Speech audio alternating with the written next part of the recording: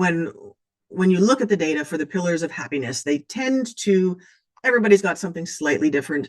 Generally speaking, it tends to be 5 or 6, and people talk about having family, having friends, having faith, which doesn't have to mean religious faith, just a spiritual leaning towards a structure towards how do I connect with something bigger than myself, whether it's meditation, etc.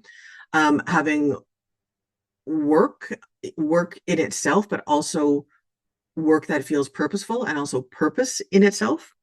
Having wellness, and all of those are wonderful, and I'm happy to talk about anything in there that you feel is interesting, or that you want to question one of the directions towards, because a lot of people then when they write books on happiness, when they're doing data on happiness, it becomes things like, well, how many friends is the right number of friends? How often do you spend time with them?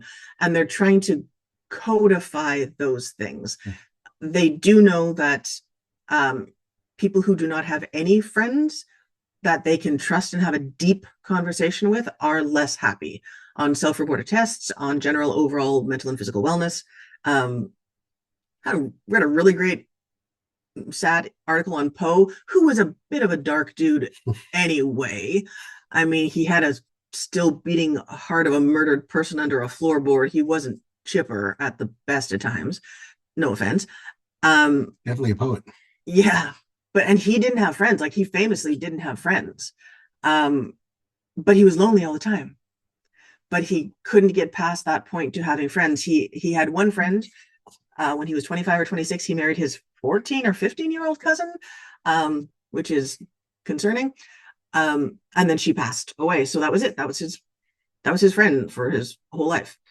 So we can certainly bandy about, what do you do for family? Is it chosen family? Is it family that you marry into? Is it, what if you have family that isn't around anymore for whatever reasons? How do you put things away that weren't happy?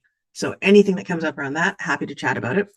But the outlier one is the one that really piqued my and then Dana's interest to start tonight, which is forgiveness. So all of those other things, great, we should have friends. Let's make sure we have friends who we can have relationships with. But forgiveness is such a fascinating thing to tie into happiness. They have done countless studies that people who forgive the right way are happier. So they're not talking people who automatically forgive. They're not talking about people, because those people actually tend to be in that top tier happiness group. I'm fine, it's fine, doesn't matter what you did, it's fine, I'll never think about it again. They actually just somatize that, and it still bugs them. It blows up every once in a while. And they're not talking about people who need to hash through every single thing until they can get to a state of forgiveness. It's a practice of forgiveness.